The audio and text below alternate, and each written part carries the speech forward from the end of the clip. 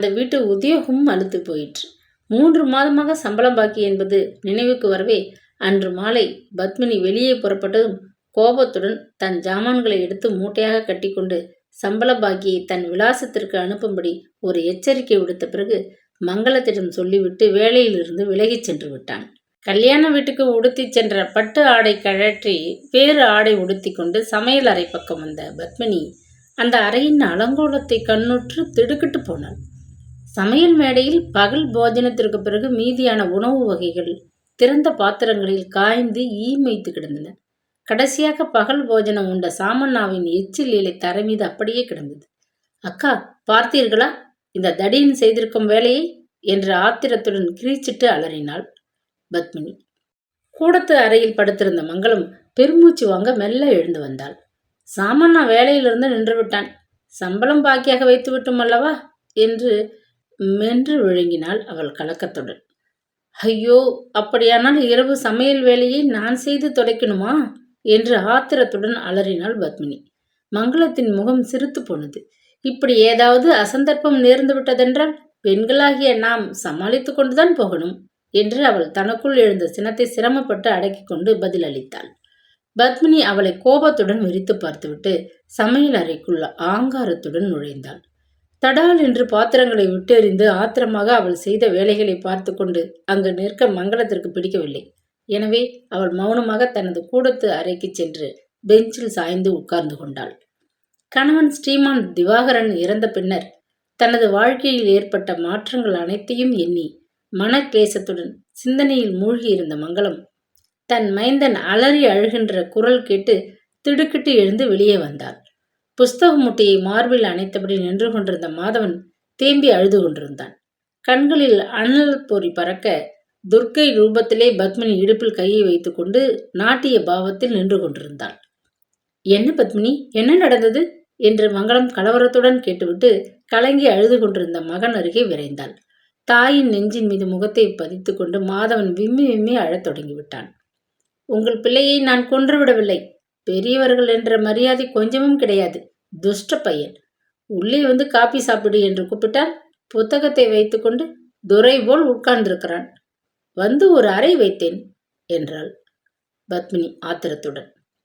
இதை கேட்டதும் மங்களத்தின் முகம் சிவந்து போயிற்று. முன்போல் மாதவன் சிறு குழந்தை அல்ல. இனிமேல் நீ கை தொட்டு அடிக்கிறது நன்றாக இல்லை என்று பதட்டமாக பேசினாள் பதிலுக்கு. உங்கள் மகனை கொலை செய்து விட்டது போல் கோபித்துக் கொள்கிறீர்களே, எனக்கென்ன, நீங்களாச்சு உங்கள் குடும்பமாச்சு என்று வெடிப்பாக பதில் அளித்த பத்மினி அங்கு இருக்க பிரியமில்லாதது போல் மாடி அறைக்கு விரைந்து விட்டாள். அடுத்த நாள் காலை விடிந்ததும் விடியாததுமாக அவள் தன் பெட்டி படுக்கைகளை சேகரித்து எடுத்துக்கொண்டு நகரத்தின் மறுகோடியில் இருந்த தன் அண்ணன் வீட்டிற்கு புறப்பட்டு சென்று விட்டாள். ஸ்ரீமான் திவாகரன் மறைவிற்கு பிறகு குடும்பத்தில் ஏற்பட்ட இந்த சிறு மனஸ்தாபத்தை அதிக நாட்கள் நீடிக்கும்படி சித்தப்பா விட்டு வைக்கவில்லை. அவர்கள் 2 வருஷ காலமாக மும்முரமாக தயாரித்திருந்த சமூக சூழல் என்ற முழு நீள ஹாசிய படம் வெளிவர சில தினங்களே தான் இருந்தன. அது சம்பந்தமாக சித்தப்பாவுக்கு அவசரமாக கொஞ்சம் பணம் தேவையாக இருந்தது. கை ரொக்கம், நகை வீற்ற பணம் முதலியவைகளுக்கு பிறகு கூட பத்மினியிடம் சில்லறை செலவிற்கு என்று 100 கணக்கில் கொஞ்சம் ரூபாய்கள் இருந்தன என்பதை அவர் அறிந்திருந்தார். எப்படியாவது நயமாக பேசி அந்த பணத்தை கை கொண்டால்தான் படம் வெளிவர இயலும் என்று உணர்ந்த அவர் பத்மினி பிறந்தகத்திலிருந்து திரும்ப வீடு வர வேண்டி பெரும் முயற்சிகள் எடுத்துக்கொண்டார். பேச 2 தினங்கள் பாடுபட்டு அலையாய் அலைந்து சமையலுக்கு வேறு ஒரு ஆளை தேடி பிடித்து கொண்டு வந்து அமர்த்தினார். இத்தனை காலமும் சமையற்கட்டை ஆண் பரிசாரகர்களுக்கு ஒப்படைத்து அலுத்து போயிருந்ததனால் சித்தப்பா சமையல் வேலைக்கு எதிர்த்து திராணி இல்லாத மிகவும் வயதான ஒரு பாட்டி அம்மாவை பார்த்து நியமித்தார். சாமண்ணா வாலிப வயதுடையவன். வேலைக்கு நன்றாக சாப்பிட்டு வசம் கண்டிருந்தான். உடம்பில் வலு இருக்கிறது என்ற திமிரில் சொல்லாமல் கொள்ளாமல் நன்றி கெட்டுத்தனமாக நின்றுவிட்டான். புதிய சமையற்கார பாட்டியம்மாள் விஷயமே வேறு. பிள்ளை குட்டிகள் என்ற பந்தம் அவளுக்கு கிடையாது. சோறு கண்ட இடம் சொர்க்கம் என்று எண்ணி மாதச்சம்பளம் முன்னும் பின்னுமாக கிடைப்பதை கூட யோசித்து பாராது வேலை செய்து கொண்டிருப்பாள். சாமண்ணாவை போல் அரட்டை கல்லியாக இருக்க மாட்டாள். என்ன இருந்தாலும் வயது முதிர்ந்த போதிலும் பெண் ஜென்மம் அல்லவா? அடக்க ஒடுக்கமாக வீட்டு மனிதர்கள் எல்லோருக்கும் கீழ்ப்படிந்து தமது பணியை செவ்வனே செய்து கொண்டிருப்பாள் என எண்ணிய முத்துசுவாமி சமையலுக்கு புதிதாக சங்கரி அம்மாளை ஏற்படுத்தினார். பத்மினி பிறந்த வீடு சென்று ஒரு வார காலமானதும் ஒரு நாள் ஸ்ரீகாந்தனை தன்னுடன் அழைத்து கொண்டு அவளது பிறந்த வீட்டுக்கு சென்றார். புது படத்தின் தரத்தையும் அதனால் வரவிருக்கும் புகழையும் பணத்தையும் பற்றி வானலாவ கற்பனைகளை புனைந்து தள்ளி பத்மினியின் கோபத்தை அகற்றி வீட்டுக்கு திரும்பி வரும்படி உபதேசித்தார். ஸ்ரீகாந்தனும் தம் அழகிய மனைவியின் ஆத்திரத்தை போக்கும் நிமித்தம் உற்சாகமாக பற்பல விஷயங்களை பற்றி வார்த்தையாடி காலில் விழுந்து கெஞ்சாத குறையாக கொஞ்சி அவளை திரும்ப வந்து தன்னுடன் வசிக்கும்படி மிக மிக வேண்டிக் கொண்டான். சித்தப்பாவும் கணவனும் மிகவும் வேண்டி கெஞ்சி தன்னை வீடு திரும்பும்படி அழைத்தது பற்றி பத்மினிக்கு உள்ளூர கர்வமும் பூரிப்பும் ஏற்பட்டன. முதலில் கொஞ்சம் பிகு செய்துவிட்டு பிறகு அவர்கள் அனைவரையும் மன்னித்துவிட்ட தோரணையில் பெட்டிகள் ஜாமான்களுடன் புறப்பட்டு வீடு வந்து சேர்ந்தாள். அன்றைய தினம் ஏற்பட்ட சிறு சம்பவத்திற்கு பிறகு மங்களம் பத்மினியின் முன்னால் வாயை கூட திறக்கவும் அஞ்சினாள். குடும்பத்திலே இனி நடக்கப் போகும் எந்த சிறு பூசல்களிலும் தலையிட்டு கொள்ளாது ஒதுங்கி இருப்பதுதான் உத்தமம், மனதிற்கு சாந்தி அளிக்கும் காரியமாகும் என கருதி அவள் திடமானதொரு மௌன விரதத்தை அனுஷ்டித்தாள். அதன் பயனாக வீடு திரும்பி வந்திருந்த பத்மினி அடிக்கடி ஜாடையாக வாரி வீசிய சொல்லம்புகளையும் குரோதமான வார்த்தைகளையும் அவள் காதில் போட்டுக்கொள்ளவே இல்லை. சித்தப்பாவும் பத்மினியும் ஆவலுடன் எதிர்பார்த்திருந்த படம் வெளியிடும் நாளும் விரைவில் வந்து சேர்ந்து விட்டது. அப்படியும் இப்படியுமாக 2.5 வருஷத்துக்கு மேல் இழுத்தடித்து ஊர்வலம் புறப்பட்ட தேரை இழுத்து நிலைக்கு கொண்டு வந்து விட்டவர் போல் நிம்மதியாக பெருமூச்சு விட்ட டைரக்டர் தண்டபாணி தமக்கு சேர வேண்டிய பணத்தை செப்பு தம்படி கூட விடாது கணக்கு பார்த்து வாங்கி கொண்டு படத்தை திறமையுடன் டைரக்ட் செய்ததற்காக மங்களத்தின் வீட்டில் ஒரு நல்ல விருந்து சாப்பாட்டையும் உண்டு கழித்துவிட்டு பிரம்மாண்டமான பூமாலைகளை சுமந்து கொண்டு குதூகலமாக போய் சேர்ந்து விட்டார். படம் திரையிடப்படுவது பற்றியோ தாங்கள் ஆரம்பித்திருந்த கூட்டுத் தொழிலின் பிற்கால நிலை பற்றியோ அவர் சிறிதும் சிந்திக்கவே இல்லை. இந்த மடம் போனால் சந்தை மடம் என்ற கதையாக இந்த படம் பாதி முடிவதற்கு முன்னரே அவர் இன்னொரு முதலாளியுடன் கூட்டாக வேறு ஒரு படம் எடுக்க முனைந்து விட்டிருந்தார். படத்தை எடுத்து தகரட்டெண்களில் சுருட்டி அடைத்து அதை விநியோகித்து பொருள் திரட்டும் பொறுப்பை சித்தப்பாவின் வழுக்கை தலையில் கட்டிவிட்டு அந்த மகானுபாவார் கம்பி நீட்டிவிட்டார். சமூக சூழல் வெளிவரவிருக்கும் அதே வாரத்தில் தண்டபாணி டைரக்ட் செய்த சந்தை இரைச்சல் என்ற முழுக்க முழுக்க ஹாஸ்யம் நிறைந்த திரை ஓவியமும் வெளிவரப்போகிறதாக பத்திரிகையில் கொட்டை எழுத்துக்களில் 3 வர்ண படம் கொண்ட விளம்பரங்கள் காணப்பட்டன. அடப்பாவி, நம்முடன் கூட்டாக ஒத்துழைப்பதாக கூறிவிட்டு அதே சமயம் இவன் ரகசியமாக வேறு ஒரு படம் டைரக்ட் செய்திருக்கிறானே. இருக்கட்டும், இவனை விட்டேனே பார், 8 கோர்ட் ஏரியாவிலும் பிச்சு பிச்சு போட்டு விடுகிறேன் என்று சித்தப்பா பத்திரிகை விளம்பரங்களைக் கண்டு அலறினார், ஆர்ப்பரித்தார், ஆத்திரத்தில் வெந்து உழன்றார். பட ஆரம்ப தினமும் வந்து சேர்ந்தது. அதிகாலையிலேயே எழுந்து ஸ்நானம் செய்துவிட்டு பக்தி சிரத்தையுடன் தன் கையாலேயே கொழுக்கட்டைகள் செய்து அருகில் இருந்த மாடப்பிள்ளையாருக்கு நைவேத்தியம் செய்து வைத்தாள் பத்மினி. சித்தப்பா வழக்கமாக தன் வீட்டில் செய்யும் பூஜை புனஸ்காரங்களை முடித்துக்கொண்டு தெருக்கோடியில் இருந்த அனுமாருக்கு அபிஷேகம் செய்து வடைமாலை சாத்த ஏற்பாடுகள் செய்துவிட்டு ஸ்ரீகாந்தனுடன் நேராக படம் திரையிடப் போகின்ற கொட்டகைகளுக்கு விரைந்து சென்றார். சமூக சூழலை பற்றி அதிகம் விவரிக்க ஏதும் இல்லை. படம் வெளிவந்த 3வது நாளே அது திரும்ப தகரப்பெட்டிக்குள் சென்று அடக்கமாகிவிட்டது. 3 லட்சத்திற்கும் மேல் செலவிட்டு காலனா கூட பெயர்க்க முடியாமல் தங்கள் படம் படுதோல்வி அடைந்து விட்டதை கேட்டவுடன் பத்மினி அன்ன ஆகாரமின்றி படுத்து விட்டாள். நட்சத்திரங்களுக்கும் மற்ற வேலையாட்களுக்கும் கொடுக்க வேண்டிய சம்பளத்தை கொடுக்க முடியாத சித்தப்பா திணறி போய்விட்டார். இந்த லட்சணத்தில் தனக்கு சேர வேண்டிய தொகையை 24 மணி நேரத்தில் தராவிடில் வழக்கு தொடர நேரிடும் என்று அதில் நடித்த கதாநாயகி ஒரு நோட்டீஸ் விடுத்திருந்தாள்.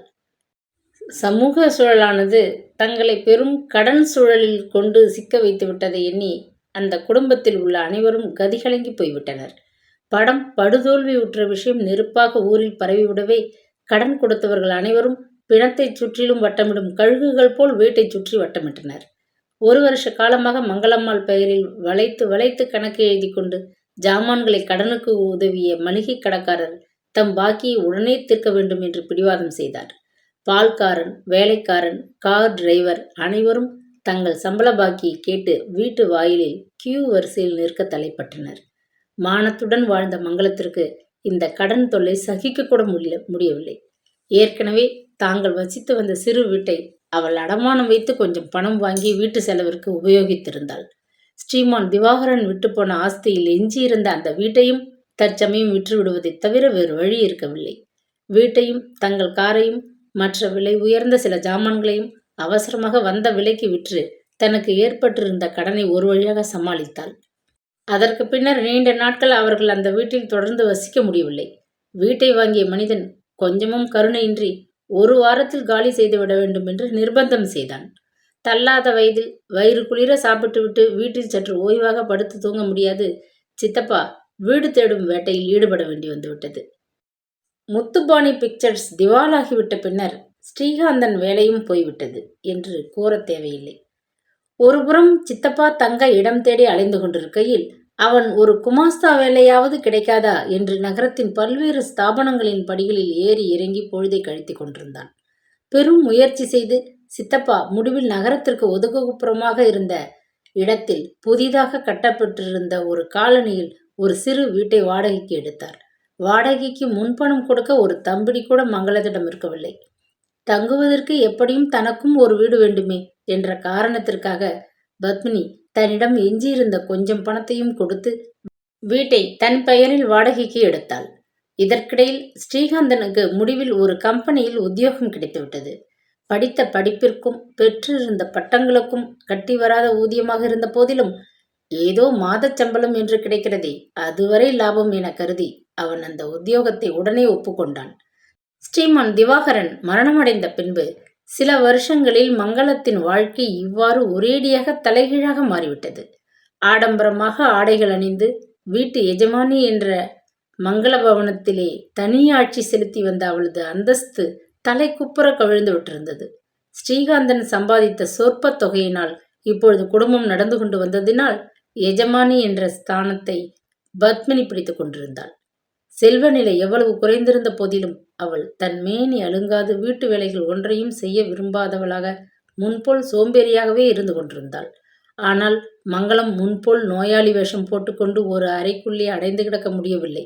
தண்டமாக சாப்பிட்டு கொண்டு வீட்டில் பெரும் பாரமாக இருப்பதாக தம்பி மனைவி ஏசிவிடப் போகிறாளே என்ற அச்சம் அவளை உள்ளூர சித்திரவதை செய்து கொண்டிருந்ததனால் மங்களம்மாள் தன் வயது தன் பலகீன உடல்நிலை ஒன்றையும் பொருட்படுத்தாது தன்னால் ஆனவரை வீட்டு வேலைகளில் சமையற்கார பாட்டிக்கு உதவி புரிந்து வந்தாள். சித்தப்பா முத்துசுவாமியின் உல்லாச வாழ்க்கைக்கும் இந்த புதிய வீடு மாற்றம் முற்றுப்புள்ளி வைத்தாகிவிட்டது என்றே சொல்ல வேண்டும்.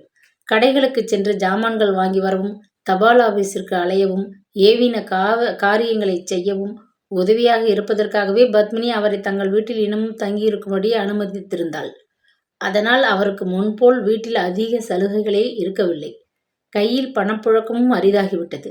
சாமண்ணா சமைத்து போட்ட காலத்தில் அவனுடன் போட்டியிட்டு பாதாங்கரையும் பால் பாயாசத்தையும் குடித்து ஊதி உப்பியிருந்த சித்தப்பா சில மாதங்களில் இளைத்து துரும்பாகிவிட்டார். பணம் போயிற்றே என்ற கவலை அவரை உள்ளூர அரித்து பிடுங்கி தின்று கொண்டிருந்தது. ஒரு புறம் இருக்க மற்றொரு புறம் சங்கரி பாட்டி சமைத்து போட்ட வற்றல் குழம்பு சாதம் அவரது வயிற்று தசைகளை கெடுத்து தீராத ஒரு வயிற்று நோயை உண்டு பண்ணிவிட்டது. எந்த ஒரு பொருளை வாயில் போட்டாலும் உடனே வயிற்று வலியால் துடியாக துடித்து போனார் அவர். வயோதிக காலத்தில் தமக்கு ஏற்பட்டிருந்த இந்த நூதன வியாதியைக் கண்டு மனம் கலங்கி போய் நகரத்தில் இருந்த பிரபல ஆஸ்பத்திரிகள் அனைத்திற்கும் விஜயம் செய்து மருந்து புட்டியும் கையுமாக திரிந்து கொண்டிருந்தார். மங்களம் முதலானவர்கள் வாடகை வீட்டில் குடியேறி வருஷம் 1 ஓடிச் சென்று விட்டது. இங்கிலீஷ் வைத்தியர்கள் அளித்த மருந்துகளை சாப்பிட்டு சலித்து போன சித்தப்பாவின் கருத்தை அன்று காலையில் வந்த பத்திரிகை விளம்பரம் கவர்ந்து விட்டிருந்தது. 4 அவுன்ஸ் கஷாயத்திலே தீராத வயிற்று வலி நோயை தீர்த்துவிட முடியும் என்ற உத்தரவாதத்துடன் நாட்டு வைத்தியர் ஒருவர் பத்திரிகையின் பாதி பக்கம் அடைக்கும்படி விளம்பரம் செய்திருந்தார். தமது விபூதி சம்பளத்தை தலைகீழாக கொட்டி துழாவி தேடி 12 அணா சில்லறையை கண்டு எடுத்தார் சித்தப்பா. அந்த மருந்து விலை 10 அணா போக மீதி உள்ள சில்லறை பஸ்ஸில் போய் வர போதுமானதாக இருக்கவில்லை. பை நிறைய காசு குலுங்கிய காலம் போய் தமக்கு இப்படியும் ஒரு கதி வந்ததே என உள்ளூர எண்ணி மனம் வெதும்பியவராக தள்ளாடி கொண்டு கடை வீதியை நோக்கி புறப்பட்டார். அஸ்தமிக்க கொஞ்சம் நேரமே தான் இருந்தது. அது சமயம் மருந்து கடை முன்னால் புத்தம் புதிய ஒரு பெரிய கார் வந்து நின்றது. காரை ஓட்டி கொண்டிருந்த சில்க் ஜிப்பா ஆசாமி ஒருவர் அலட்சியமாக ஆசனத்திலிருந்து இறங்கி உள்ளே வந்தார். மார்பின் மீது மாலை போல் அலங்காரமாக அசைந்து கொண்டிருந்த ஜரிகை அங்கவஸ்திரத்திலிருந்து அத்தர் மனம் குப்பென வீசி சுற்றிலும் பரவி சித்தப்பாவின் மூக்கை துளைக்கவே தலையை தூக்கி அந்த மனிதரை பார்த்தார். அவருக்கு தூக்கி வாரி போட்டது. அந்த ஆசாமி வேறு யாரும் அல்ல. சில வருஷங்களுக்கு முன்பு ஒரு நாள் பரிமளா காஃபி ஹோட்டலில் தானே வந்து வலிய சிநேகிதம் பாராட்டி தொடர்பு கொண்டு அவர்கள் அனைவரையும் ஆழ குழி வெட்டி புதைத்து விட்டு போயிருந்த டைரக்டர் தண்டபாணியே தான். கடையில் எரிந்து கொண்டிருந்த மின்சார விளக்குலையில் தண்டபாணியின் காதுகளிலும் கைகளிலும் மின்னிய வைரங்களைக் கண்டு சித்தப்பாவின் வயிறு எரிந்தது. 3 லட்சம் ரூபாய்களுக்கு மேல் பணத்தை அள்ளி போட்டுவிட்டு முத்துசுவாமி பஸ் கூலிக்கு கூட பணமின்றி கால்நடையாக தள்ளாடி நடந்து வந்திருக்கும் போது பாவி தண்டபாணி புத்தம் புதிய பியூக்குள் அல்லவா ஊரை சுற்றி தெரிந்து கொண்டிருக்கிறான்.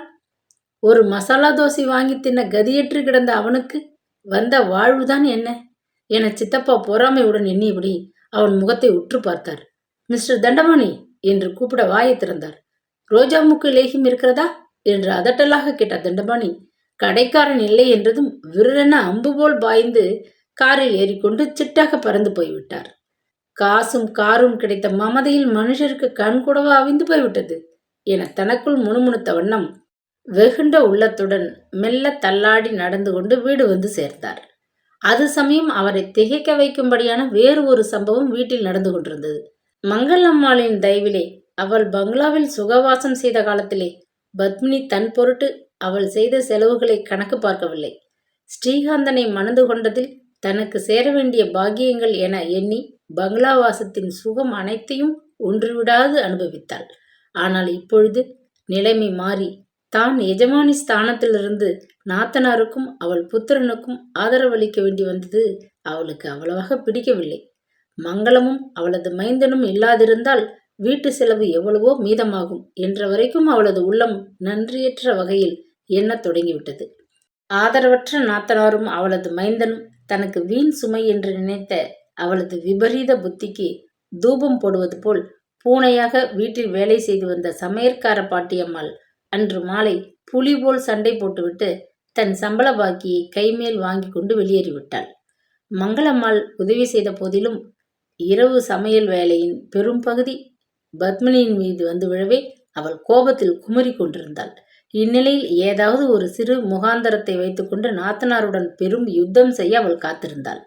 வீட்டு வேலைகள் அனைத்தும் முடிந்ததும் விளக்கை ஏற்றிவிட்டு மங்களம்மாள் பள்ளிக்கூடத்திலிருந்து களைத்து வந்த தன் மகனுக்கு தன் கையால் கொஞ்சம் காஃபி கலந்து எடுத்து கொண்டு வந்து கூடத்திற்கு வந்தாள். வீட்டு வேலையை முடித்துக்கொண்டு கூடத்து கண்ணாடி முன் நின்று தலையை வாரி சிங்காரித்து கொண்டிருந்த பத்மினி கண்களில் கனல் பொறி பறக்க, என்ன அக்கா, அஸ்தமிக்கும் வேளையில் அவனுக்கு காப்பி என்னத்திற்கு என்று இறைந்து கேட்டாள்.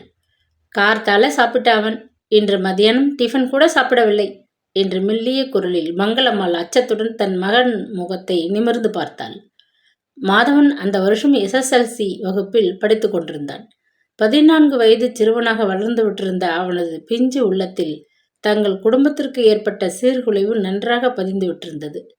அம்மா, மாமியை கேட்காமல் நீங்கள் ஏன் அவசரப்பட்டு கொண்டு காஃபியை கலக்க வேணும்?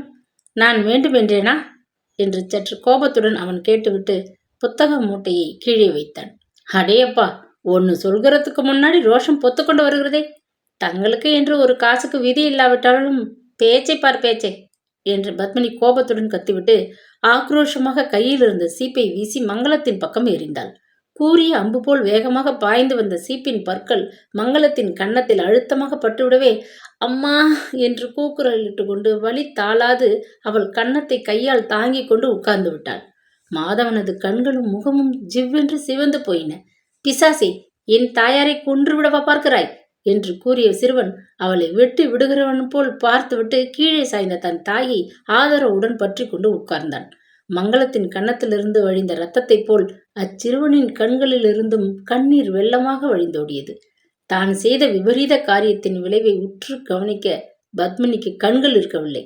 அதுவுமின்றி சின்னஞ்சிறு வாண்டு பயல் எதிர்த்தல்லவா பேசிவிட்டான் என்று ஆத்திரமடைந்த அவள் பெண் புலியாக சீறிக்கொண்டு பாய்ந்து சென்று மாதவனது கிராப்பு சகியை ஒரு கையால் பற்றி, யாரை பிசாசு என்கிறாய், அடங்காப்பிடாரி சனியனி என்று ஆக்ரோஷமாக ஓங்கி அறைந்தாள். பத்மினி என்று அலறிய மங்களம்மாள் பயமும் துயரமும் தாளாது மயங்கி தனையன் மீது விழுந்து விட்டாள். இது சமயம் உள்ளே வந்த முத்துசுவாமி தரையில் சிதறி கிடந்த இரத்தத் துளிகளைக் கண்டு நடுநடுங்கி போய் முற்றத்து குரட்டில் இடறி விழுந்து கையில் பிடித்திருந்த கஷாய பாட்டிலை தவற விட்டு விட்டார். மருந்து பாட்டில் தூள் தூளாக உடைந்து கஷாயம் நாலாபுரமும் சிதறி ஓடியது. விழுந்த வேகத்தில் கூடத்து சுவரில் வழுக்கி தலை டனார் என்று மோதி கொண்டதனால் அவருக்கு அது சமயம் அந்த வீடே சுழன்றது போல் பிரமை ஏற்பட்டது. சமாளித்து எழுந்து உட்கார்ந்த முத்துசுவாமி, பத்மினி, அம்மா குழந்தாய், இதெல்லாம் என்ன என்று பதறினார். பத்மினிக்கு தன் அடாத செயலை குறித்து சிறிதும் வருத்தமோ பச்சாதாபமோ ஏற்படவில்லை. அன்று இரவு மங்களம் ஏதும் சாப்பிடவே இல்லை. மயக்கம் தெளிந்ததும் தன் அறைக்குள் சென்று படுத்தவள் எழுந்து வெளியே வரவே இல்லை. மாதவனும் பட்டினியாக தன் தாயார் அருகில் ஒரு பாயை விரித்து கொண்டு தரை மீது படுத்து விட்டான். நாத்தனாரை பற்றியோ அவளது அருமை மகனை பற்றியோ பத்மினி கொஞ்சமும் கவலைப்படவில்லை. பட்டினி கிடந்தால் கிடக்கட்டும், யாருக்கென்ன, என் வயிறு பசிக்கிறது என்று அவர்கள் காதில் படும்படி ஒரு முறை இறைந்து கூச்சல் போட்டுவிட்டு பகல் போஜனத்திற்கு பின் எஞ்சி இருந்த உணவை சித்தப்பாவுக்கும் தன் கணவனுக்கும் போட்டாள். தானும் வயிறார சாப்பிட்டு விட்டு முடித்ததும் வாய் நிறைய வெற்றிலையை கொதைப்பு கொண்டு தங்கள் படுக்கை அறைக்குள் சென்று கனமானதொரு கம்பளி போர்வையை இழுத்து போர்த்தி கொண்டு படுத்துக்கொண்டாள். சிகரெட் ஒன்றை பற்ற வைத்து கொண்டு ஸ்ரீகாந்தன் அறைக்கு வந்து கட்டிலின் ஓரத்தில் மெல்ல அமர்ந்து கொண்டான். தான் வருவதற்கு முன் வீட்டில் நடந்த கலவரத்தை அரைகுறையாக சித்தப்பாவிடமிருந்து அவன் அறிந்து கொண்டிருந்தான். சிறு வயதிலிருந்து தன்னை எடுத்து வளர்த்து ஆளாக்கி விட்டிருந்த சகோதரியை தன் மனைவி நடத்திய முறை அவன் நெஞ்சை வெகுவாக உறுத்தி கொண்டிருந்தது.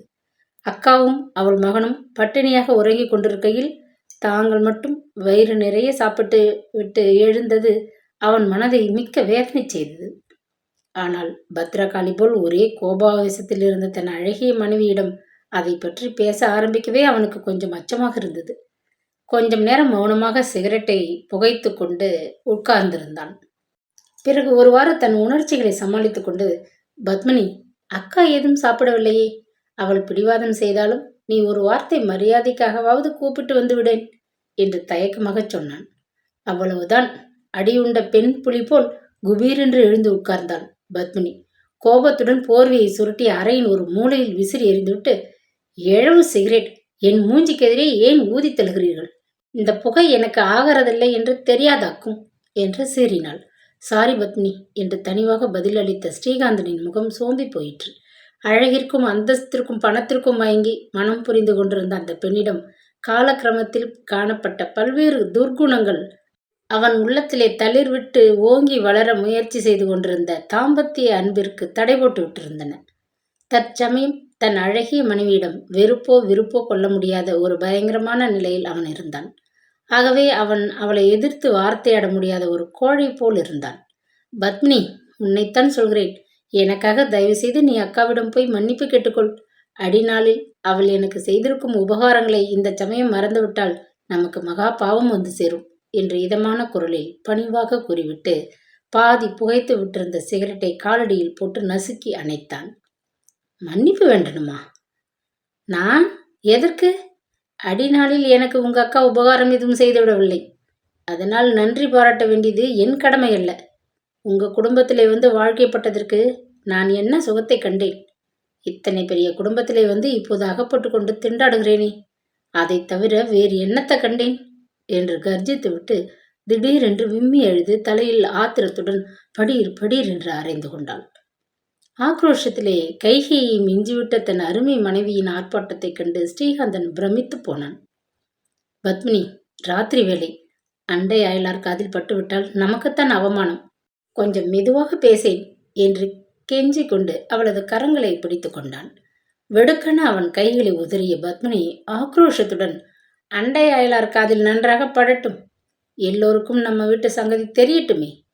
உங்க அக்கா துப்பு கெட்டவள், தன் சொத்தையெல்லாம் தொலைத்து விட்டு நம்ம தலையில் பாரமா வந்து கடைசி காலத்தில் உட்கார்ந்திருக்கிறாள் என்கிற சங்கதி ஊராருக்கு தெரியட்டும்.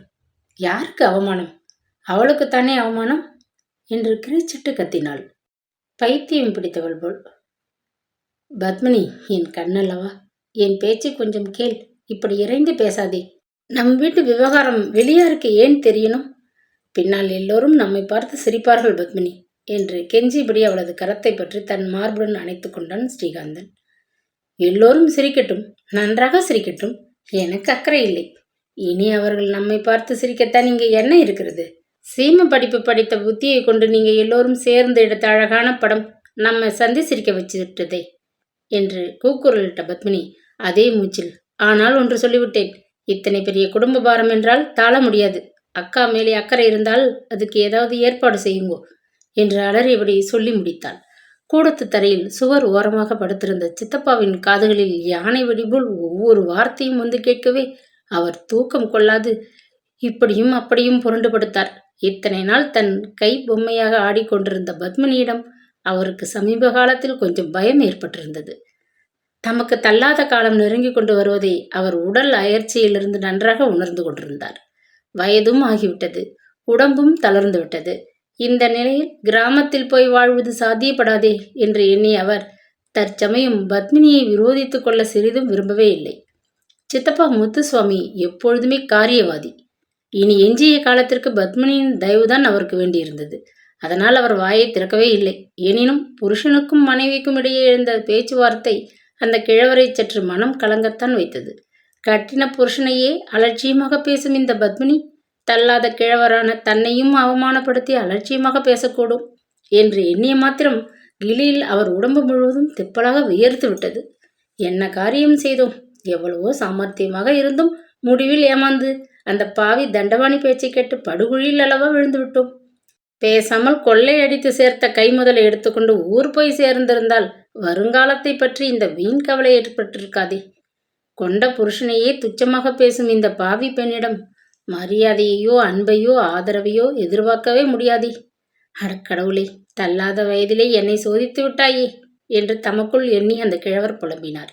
யாருக்கும் எந்த துக்கத்திற்கும் கலங்காத அவரது கண்கள் தமது பயங்கரமான வருங்காலத்தை எண்ணிய மாத்திரம் கங்கையைப் போல் பிரவாகத்துடன் கண்ணீர் துளிகளை வருஷிக்கத் தொடங்கிவிட்டன. கணீர் என்று தன் காதுகளிலே ஒலித்த பத்மினியின் சுடுமொழிகளை கேட்டு மாதவன் எழுந்து உட்கார்ந்தான். துயரத்தின் உருவாகி நித்திரையின்றி புரண்டு கொண்டிருந்த மங்களம் திடுக்கிட்டு எழுந்து, மாதவா, என்ன வேணும் என்று கேட்டாள். அறையில் படிந்து நின்ற இருளில் மாதவன் முகத்திலே பொங்கி வழிந்த உணர்ச்சி அலைகளை அவள் காண முடியவில்லை. படுக்கையிலிருந்து எழுந்து தாயின் கட்டில் அருகில் வந்து மண்டியிட்டு உட்கார்ந்து கொண்டான் மாதவன். நலிந்த அவளது இரு கரங்களையும் தன் கையில் எடுத்துக்கொண்டு, அம்மா, நான் ஒன்று சொல்கிறேன், கேட்பீர்களா என்று தழுதழுத்த குரலில் மெல்ல வினவினான். பத்மினியின் சுடு சொற்களை மங்களமும் கேட்டுக்கொண்டுதான் இருந்தாள். எவ்வளவோ மேன்மையாக வாழ்ந்த தனக்கு சில வருஷங்களில் ஏற்பட்ட சீர்குலைவை எண்ணி அவள் உள்ளம் வெதும்பி புண்ணாகி விட்டிருந்தது. துக்கமும் அவமானமும் அவள் நெஞ்சை பிளந்து கொண்டிருந்தன. அவளால் சட்டென ஏதும் பேசவே முடியவில்லை. சொல்லுடா குழந்தை என்று குழறிவிட்டு தன் கரங்களை தூக்கி இருட்டில் அவனது முகத்தை வருடினாள். சுட சுட தன் கைகள் மீது நீர்த்துளிகள் விழுவதை உணர்ந்ததும் திடுக்கிட்டு, மாதவா, ஏண்டா கண்ணு அழற என்று துக்கம் நெஞ்சை அடைக்க வினவி விட்டு மைந்தனை சட்டென தன் நெஞ்சோடு அணைத்து கொண்டாள். தாயின் கழுத்தை கட்டிக்கொண்டு மாதவன் விம்மினான். அம்மா, எனக்கு மிகவும் அவமானமாக இருக்கிறது. இதைவிட நாம் இருவரும் செத்து விடலாம் போல் இருக்கிறதே. அம்மா, அம்மா என்று திணறினான். மங்களத்தின் கண்களில் கண்ணீர் ஆறாக வழிந்தோடியது. ஸ்ரீமான் திவாகரன் தமது அருமை மகனுக்கு எவ்வளவோ செல்வத்தை தேடி வைத்துவிட்டு போயிருந்தார். தந்தையான அவர் தமது கடமையை ஒழுங்காக செய்துவிட்டுத்தான் போயிருந்தார். ஆனால் தாயான மங்களம், அவனது சின்னஞ்சிறு பிஞ்சு உள்ளம் வெட்கத்தில் வெந்து துடிக்க அவனுக்கு வறுமையையும் அவமானத்தையும் அல்லவா ஆஸ்தியாக தேடி தந்து விட்டிருந்தாள். அதை எண்ணிய மாத்திரம் அவள் மனம் அனலில் இட்ட புழுவாக துடியாய் துடித்தது. மாதவா, நான் மகா பாவி. அவருக்கு பதில் நான் போயிருந்தால் இந்த நிலை உனக்கு ஏற்பட்டிருக்காது. என் வயிற்றில் ஏன் பிறந்தாய் குழந்தாய்? ஐயோ, நீ எத்தனை செல்வமாக இருக்க வேண்டியவன். உனது சிறுமியை பார்த்து கொண்டு நான் இன்னமும் உயிருடன் இருக்கிறேனே என்று துக்கத்திலே பேச முடியாது திணறிய மங்களம் பீறிக்கொண்டு எழுந்த அழுகையை சமாளிக்க புடவை தலைப்பால் வாயை இறுக மூடிக்கொண்டாள். அவளது இருதயத்தை இரண்டாக பிளந்து கொண்டிருந்த துக்கம் பெரும் விம்மல்களாக அவளது உடலை குலுக்கிக் கொண்டிருந்தது. தன் கண்களில் வழிந்த கண்ணீரை விரைவாக துடைத்து கொண்டு மாதவன் தாயின் கண்ணீரை தன் கரங்களால் துடைத்து விட்டான். அம்மா, நான் சொல்கிறதை கேளுங்கள். நாம் இந்த வீட்டில் இனி இருப்பது நல்லதல்ல. காலை விடிந்ததும் நான் எங்கேயாவது ஒரு இடம் வாடகைக்கு பார்த்து வருகிறேன். நம் ஜாமான்களை எடுத்துக்கொண்டு போய் விடுவோம் என்றான் துணிவான மெல்லிய குரலில். நீ சின்ன குழந்தை, உனக்கு என்னடா தெரியும் என்று தாயார் பேசும் முன் இடைமறித்த மகன், என்னம்மா சின்ன குழந்தை? என் வகுப்பில் படிக்கும் என்னை ஒத்த ஒரு பையன் தையல் வேலை செய்து அவன் குடும்பத்தை காப்பாற்றுகிறான். சொத்து போச்சு, தமது செல்வம் போச்சு என்று நீங்கள் கவலைப்பட வேண்டாம். நான் இருக்கிறேன், உங்களை கஷ்டப்படாமல் பார்த்துக்கொள்ள. இன்னைக்கு பள்ளிக்கூடத்திலிருந்து வரும்போது ஒரு தெரு வழியே வந்தேன். வாடகைக்கு விடப்படும் என்ற பலகை ஒரு சிறு வீட்டின் முன்பக்கம் தொங்கிக் கொண்டிருந்தது. என் கண்களில் எதேச்சாகப்பட்டது. அதை போய் காலையில் விசாரித்து முடிவு செய்கிறேன்.